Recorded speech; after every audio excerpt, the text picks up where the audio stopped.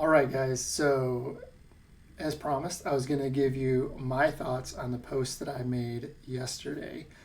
This is an actual athlete's of mine workout recently, like a week or so ago. It was very interesting to see the responses. Some people are very convicted in what they think, which is great. Um, However, I've felt like with some of you, we've tried to put way too much thought into it. But I do absolutely love the fact that most of you came back and were asking more questions, right? So to me, that's a good sign, right? Like if you're asking questions, well, what about this? What about that? Absolutely. My intention was really more just um, first impressions, right? And so um, with marathon pace, how that should feel, things like that. But some of you wanted to make it more complicated than it needed to be. And I guess that's probably one of the reasons why like I don't use power. I know a lot of people are trying to do the old bait into like, well, this is why power is better, although I would disagree because you could do the same thing with pace. And ultimately, you're putting all your judgment into ratios and things like that. And to be honest with you, I don't need to know certain ratios to know what's going on with this person, right? And so I think that's where I don't know. It just seems like I don't know. And I get the same thing. Like people feel the same way. Like, oh, all you care about is pace and stuff. But that's what I learned. That's how I learned how to coach. That's how I trained for a very long time. And so when I look at the other methods of doing things, sure, I look at them. But to me, it's really kind of you're putting more emphasis on just numbers and not you're kind of taking away the gut feeling part of it. Out of it is the impression that I got with some of the responses I received. But overall, I thought very good. And the takeaway you should have from this is that when a coach asks, like you'll see this a lot with me in our Facebook group and things like that, I won't answer the question, but I'll ask more questions, right? And I think that's why good coaches will do that, right? Like if they're good, because they need to know more information. You're giving a small snippet into something that is going on, and a good coach is going to ask more questions before they start giving you an answer. It's not a ploy or anything like that. And I think sometimes people get frustrated with me because I don't go in and just answer questions because there's a lot more questions that I have before I'm willing to really give an educated answer on that, right? So that's part of what we were looking for, right? Is like, hey, that's great, and it's great to see that a lot of you, some coaches were on there and they jumped right into asking some of the questions I would have asked, and then also it was good to see some of our athletes that I've gotten to see in groups and things like that over the years start to ask those same questions too. So that's good. All right. So the big thing I wanted to talk about was just like well, obviously people want to know what would I do with this athlete, right? And I'm not going to rehash what was going on with that person because I thought I gave you the basics, right? Like they're trained, they're not super fit, but they're getting fit. They're starting their marathon build up, their marathon specific build up. Like we're adding more and more marathon work, right? And so my thought on this is a 5x1 mile at marathon pace with the rest that they were given shouldn't have been super difficult, right? And I know there's things we have to factor in like weather, wind, terrain, things like that. But keeping things very basic. I don't want to go down too many rabbit holes here, right? So when I looked at some people brought up the heart rate in terms of how high the heart rate was. Personally, I'm not overly concerned with that, right? If it's truly their numbers, maybe. However, I will say this. I know a lot of people who run a marathon at that high of a heart rate and be just fine and be very, very quick off of that. So that raw number doesn't scare me like it scared some of you. Um, the marathon pace was based on a time that the person has run recently within the last couple months. So it's not out of the realm. And like I said, they've been doing work. It's not like they're not generally fit. It's just now they're starting the actual.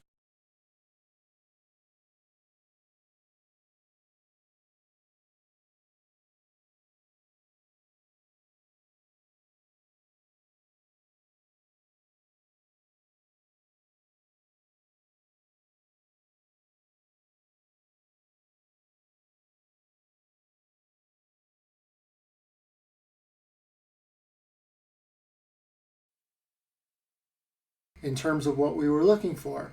So that's what the gap in that heart rate between the pace and the heart rate getting wider and wider is a little bit concerning, right? Because to me, are we at a position where we add a sixth, seventh one of those, eighth one of those, and is that heart rate going to get even more out of line with what the pace is? So that was my biggest concern, right? And so to put more context, I mean, we're at a point in training where a lot of times athletes are saying, oh, can we progress the pace down, right? But if you come to me with a workout like this, what do you think my answer is going to be? Probably not, right? You're probably not ready to work that pace down even further if this pace isn't being tolerated in the way that we're looking for, right? And so, just looking at my notes here. So the big thing though, is it really bad? Maybe, maybe not. We only did 5 of these, and 5 by a mile with a quarter mile jog to me isn't a super hefty workout, especially for the person that we're looking at, right? And so ideally what we would see is, maybe if we were doing 10 of these, we're starting to get a little bit out of whack, just because the length of the workout would be getting pretty long at that point too, right? And so for me, with this athlete, one, I wouldn't increase what I would want them to train at in terms of pace, right? Because the response isn't what we're looking for. And I would want to see 1 to 2 more workouts, which means probably another 2 weeks worth of workouts in training, come back and see what this looks like then, in this case, if we're only doing 5 by a mile, we need to increase the volume first, right? We need to get the volume up to where we want first, and then we can maybe worry about if we're going to ratchet the pace down. But for right now, I wouldn't really touch anything. Now, would I just keep giving them 5 by mile workouts? Probably not. I would probably break it up. I might give them, something like a 2-1-2 or 3 by a mile and a half, make it, work it out to be about 5 to 6 miles. It might be 5 to 6 miles, right? And just kind of see what it looks like over the next 2 weeks, right? And some of you also made good points about how, dehydration is going to factor. Well, yeah, we know that. Dehydration, stress, all those things are going to be a factor, right? So maybe it was just a bad, stretch there. Maybe they had a rough evening the night before. Who knows, right? In this case, they didn't. Everything was, pretty normal for them. So those are the things you have to look at. But in when I'm looking at this right here, and I'm saying, I'm probably going to hold off from getting you increasing at least the volume, right? I'm not going to even talk about pace. Volume, probably not. I want to see a couple more workouts before we start making significant jumps in volume. And I'm talking like if we end up doing 6 miles worth of work, probably not a big deal. But I'm talking about like we're not going to jump it up to like 8-10 miles worth of work, and we're definitely not going to try to make those longer, right? I think anything over like 2 mile to mile and a half's probably pretty good. Like the 2-1-2, maybe we see what it maybe we just do it and see what it looks like, right? But as a coach, those are the things you're looking at, right? And then you can make a decision on the next 2 weeks, and that's why we only write schedules out 2 to 3 weeks at a time. Because of things like this. Because if we wrote everything out, the full length of the schedule, chances are we're going to have to adjust most of that anyway, especially in these transition periods of training, right? So it doesn't make sense to write 6 weeks worth of training when we don't know, right? Let's get to where we need to be first, and then we can make adjustments as needed. So the last thing I have in my notes here that I wanted to express was, 5 by quarter at marathon pace. In a perfect world, a quarter mile is pretty long for a 5 by mile at marathon pace. Like if I was doing 5 by miles at, threshold, maybe we go a little bit longer, or maybe we just go by time and we can really control how much repeat they're getting too. Because I didn't think about it when I'm recording this, but we could go back and look and say, well, maybe jog those quarter miles too quick, right? Maybe we should have backed off on those quarter miles. Because with marathon pace, a lot of times, it's not like you've done 10K pace and you're like, oh man, I really need to back off. Maybe you walk this thing. Maybe I'm just going to stand here for 2 minutes. I don't know, right? Whereas marathon pace, a lot of times what you'll see is the pace of the recovery is still relatively quick, right? And so, because a lot of times what I'll see as a coach is I will see the overall pace of a run like this with, a workout is it's really not that significantly slower than the marathon pace, even though because the jog recoveries are still pretty close to marathon pace. They're not in relation to where, like, if I did a 10K at mile at 10K pace and then I gave you a half mile jog recovery, that half mile is going to be pretty slow relative to your 10K pace. When the marathon, that gap is significantly slower. So that is one thing that I would potentially look at with this athlete. But an overall feeling of this, and I'm looking at this, is that I probably won't. I'm not going to do a whole lot with this person for another 2 weeks, right? We're just going to monitor, see how things react. We'll touch on some of those things that people said in there, like with hydration and like I said, with recovery. Maybe we adjust the recovery a little bit on these. And I just don't want to give them 5 by miles for the next 2 weeks, and hopefully it works out. We'll do something with variation to break it up, but overall the end goal of the workout will be the same, and it's going to be roughly the same volume, same paces, things like that, and we'll just see what happens. So that's my take on it. I'm glad a lot of you picked up on that. I'm glad that a lot of you were asking other questions to try to get more information out of that. I thought that was a good sign.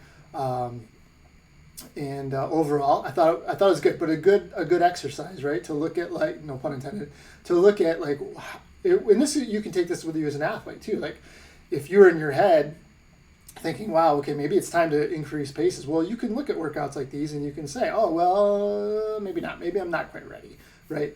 Because the thing is that we're seeing now, and there's another reason to post this too, is that you're seeing now with, like I said, people are at that transition point where they're kind of getting into that last 8 to 10 weeks. They're really in that marathon specific phase of training, and they feel okay. They're wondering if they should increase pacing. And maybe this kind of puts some reality check into that. Make sure that you're not overextending yourself sooner than you need to, so that you can get through these last 8 to 10 weeks in a good position, on pace to meet your original goal. And if you're not overcooked, ultimately set yourself up to even a better performance, just because you have the reserve left to actually go out and perform better. Whereas if you're continually trying to up the ante when you're not quite ready to, that's when the bad things start happening, especially 4 to 6 weeks out. After a few weeks of doing this, it can get out of hand, and all of a sudden it's too late. You've dug yourself a hole that don't have enough time to get out of. So that's what there was a lot of things going on with this, but I thought it was a good exercise. I thought the conversation and the questions asked were good. Maybe a little bit trying to dig too deep into a situation, but I think that comes with just things too, right? Like some of you I know are not just, but just you're athletes and not coaching as well. Some of you are coaching, some of you are newer coaches, and a lot of times with, like, if you go and look at these certification stuff, they want you to just kind of know these algorithms and these formulas and stuff, and that's all good and great. But you also have to make a judgment call based on what you feel and your experience and what you've seen with athletes and your relationship with that athlete, and that's should have some sway too with it. So in any case, I thought it was great. I appreciate everybody commenting and stuff like that on the original post, and hopefully this helps even more of you out. So I will talk to you later. All right, see you.